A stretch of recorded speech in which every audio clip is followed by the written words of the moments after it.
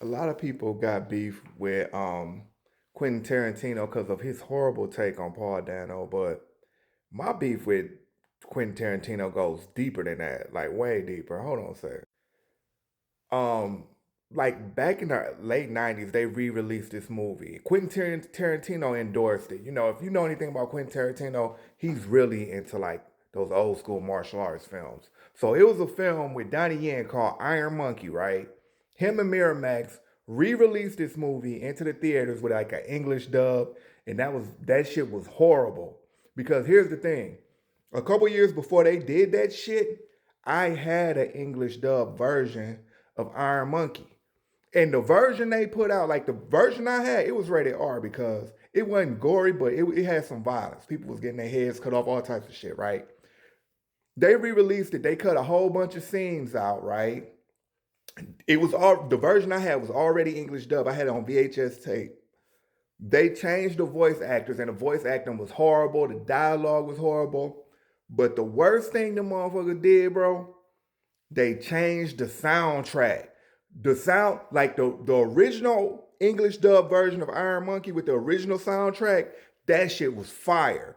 They took the original soundtrack out and put like some like generic ass music, man, and it was trash because one of the reasons why the original version of the soundtrack stood out is they had a character, this female character, that fought using like the eagle claw technique, right?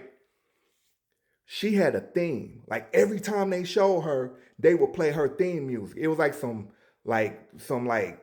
uh for a few dollars more type shit that something like that. It was tight as hell. Every time they show her, they'll play that. And like at the end of the movie, when she fought like the young Wong Fei Hung, they was playing her theme, and that shit went so fucking hard, bro. That shit went hard as fuck. But yeah, that shit they redid, man. That shit pissed me off. And I ain't forgave him since because I don't know if he was directly responsible for that, but I know his name was on it. They had his name on that shit, and it was just a travesty. And the worst part of it is, I've been trying to find, because like I had it on VHS, I had it on cassette tape. Don't nobody look at VHS no more. Somebody, I gave that shit to my uncle, because I ain't even have a VCR no more.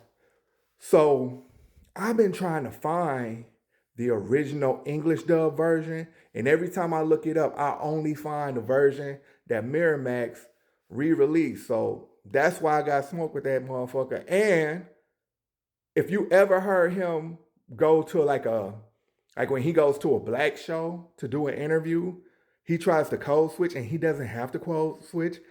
He's not going to lose his job. He's not going to lose his status or his position. So when he code switches for black people, he does it for the fuck of it because I think he thinks he's cool. And that shit is so cringy. That shit is so cringy. You want to talk about bad acting? Your accent is like bad acting. I done took up enough of y'all time. This was a random thought, and I'm just venting.